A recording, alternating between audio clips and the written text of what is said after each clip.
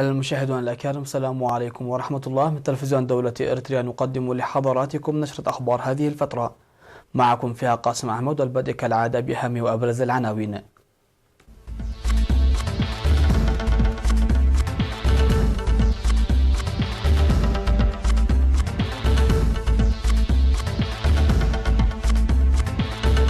عضو منتخب إريتريا نتنائيل تسفاسيون يفوز بطواف رواندا. امتحانات الشهادة الوطنية من 16 إلى 21 مارس.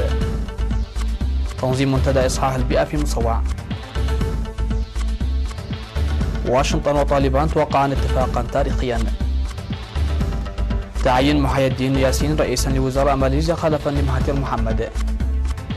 ومصرع 19 شخصا في تصادم قطار وحافلة ركاب جنوب باكستان. أهلا بكم إلى تفاصيل النشرة. فاز عضو منتخب إريتريا الدراجات الهوائية نتنائيل تسفاسيون بطواف رواندا لعام 2020. كما فاز الدراج نتنائيل كأفضل الدراج الشاب في الطواف المصنف من الدرجة 2.1 من الاتحاد العالمي لسباق الدراجات الهوائية. شارك في الطواف الذي استمر لأسبوع من 23 من فبراير وحتى الأول من مارس، وجرى في 8 مراحل 16 منتخبا وفريقا مشهورا يضم 70 دراجا. وضم المنتخب الإريتري دراجون نتنائيل تسفاسيون وهينوك مولبرهان وداويت يماني وسراك تسفام ومحاري تولدي بإشراف المدرب سامسون سلمون في الطواف الذي قطع مسافته 889 كيلومتر. وكان الدراج دانيال تخليمانوت قد فاز بطواف رواندا عام 2010 والدراج مرهاوي قدوس عام 2019 ليكون الدراج نتنائيل ثالث دراج إريتري يفوز بطواف رواندا.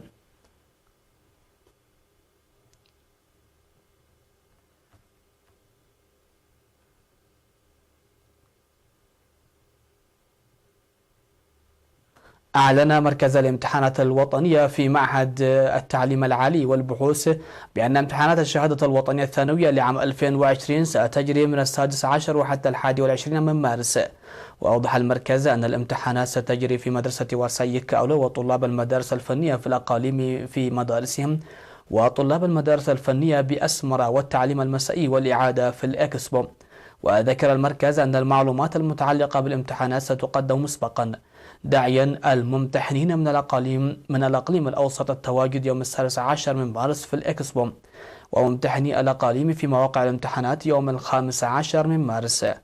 كما يستطيع الجالسين في الامتحانات الحصول على المعلومات الإضافية عن إجراءات وأسلوب الامتحانات في المدارس المسجلين فيها أو مركز الامتحانات. وقد قدمت المعلومات بشأن إدارة الوقت وأسلوب الامتحانات لطلاب مدرسة وارسايك كأولو من أعضاء الدفعة 33 للخدمة الوطنية يومي 15 و16 من فبراير.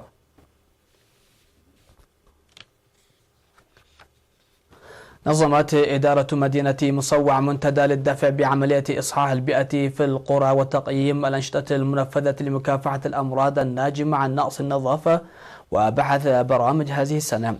وقدم في المنتدى شرح من الخبراء حول أهمية النظافة البيئية وتأثير تلوث مصادر المياه والشواطئ على التنوع الأحيائي. وأوضح المنتدى إسهامات إصحاح البيئة لدرء الأمراض في مصوع منذ عام 2009 والتي يجب الدفع بها قدما هذه السنة. وقال مدير مدينة مصوع السيد هيلي أسفها إن إصحاح البيئة يسهم للدفع ببرامج التنمية، وأن إدارة المدينة وضعت ذلك من أولوياتها. ودعا إدارات الضواحي والمناطق الاهتمام بالبرامج الموضوعة والتعبئة لها.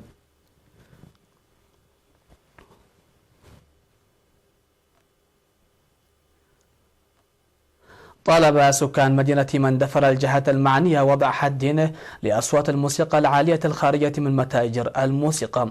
وذكر السكان بأن أصوات الموسيقى العالية جدا تتسبب في التلوث السمعي مثل تلوث المياه والهواء، مناشدين قسم القانون والنظام في مدينة مندفر الاهتمام بها.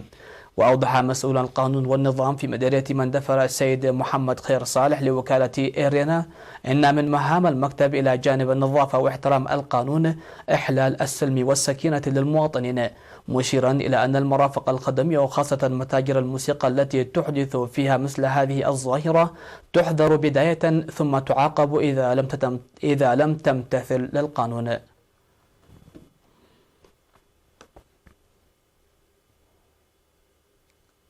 مشاهدينا فاصل قصير ومن ثم نعود ونتابع الأخبار على الصعيد العالمي، فابقوا معنا.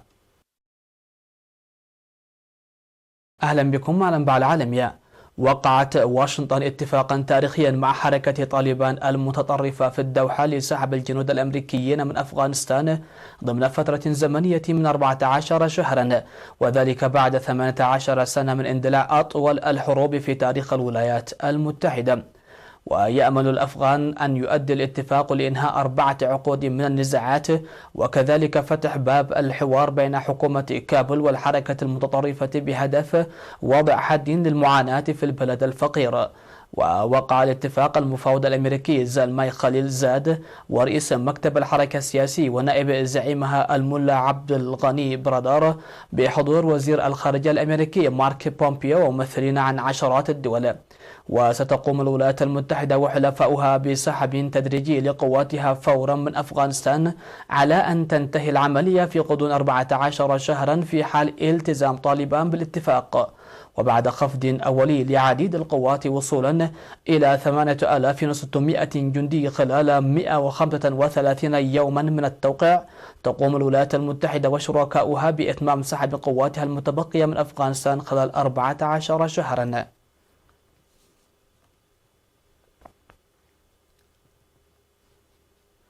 عين وزير الداخلية الماليزي السابق محي الدين ياسين رئيسا للحكومة خلفا لمهاتير محمد الذي أغرقت استقالته في 24 من فبراير البلاد في حالة من الغموض السياسي. وأعلن مسؤولون في القصر الرئاسي عن تعيين ياسين الذي سيقسم اليمين. وأكد القصر الرئاسي في بيان: لا يمكن إرجاع عملية تعيين رئيس وزراء لأن البلاد بحاجة إلى حكومة من أجل خير الشعب والأمة. ويشكل هذا الإعلان نهاية لمرحلة حكم مهاتير محمد البالغ من العمر 94 عاما الذي يعتبره البعض الأب المؤسس لماليزيا الحديثة، كما يقلص بشكل كبير فرص نقل السلطة لأنور إبراهيم الذي كان مقررا أن يخلفه. وطرح مهاتير أكبر المسؤولين سنا في العالم تشكيل حكومة وحدة. وسيطرت العلاقات المتوترة بين إبراهيم ومهاتير على الحياة السياسية في ماليزيا لأكثر من 20 عاما، لكن الرجلين تحالفا في عام 2018 لإسقاط رئيس الوزراء السابق نجيب رزاق المتورط في فضيحة اختلاس أموال كبرى.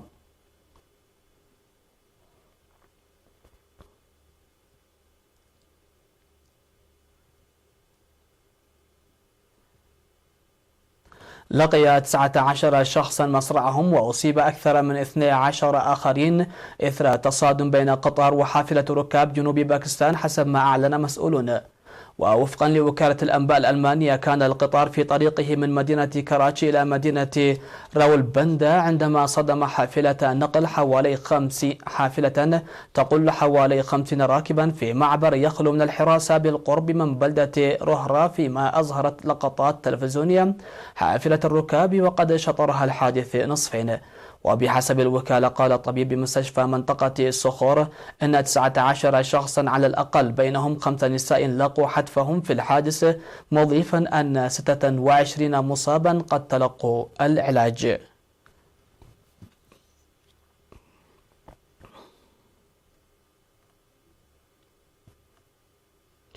الخبر الأخير في هذه النشرة: بات في إمكان سكان لوكسمبورغ التنقل بالحافلات أو القطارات من دون تفقد جيوبهم، إذ أصبح هذا البلد الأوروبي الصغير أول بلد في العالم يعتمد مجانية النقل العام على كامل أراضيه. واعتمدت مدن عدة مجانية جزئية تشمل ساعات محدودة أو بعض وسائل النقل المشتركة، لكنها المرة الأولى التي يشمل فيها القرار بلدا بأكمله وفق وزير النقل في لوكسمبورغ. ويطاول هذا القرار الذي وصفته السلطات بأنه تدبير اجتماعي هام 40% من الأسر في البلاد وهم مستخدمو وسائل النقل المشتركة، كما يمثل ذلك ادخارا يقرب من 100 يورو لكل أسرة سنويا. ويندرج هذا التدبير أيضا في إطار خطة نقل ترمي إلى الحد من الازدحامات المرورية في بلد لا تزال السيارة وسيلة النقل الرئيسية لدى السكان.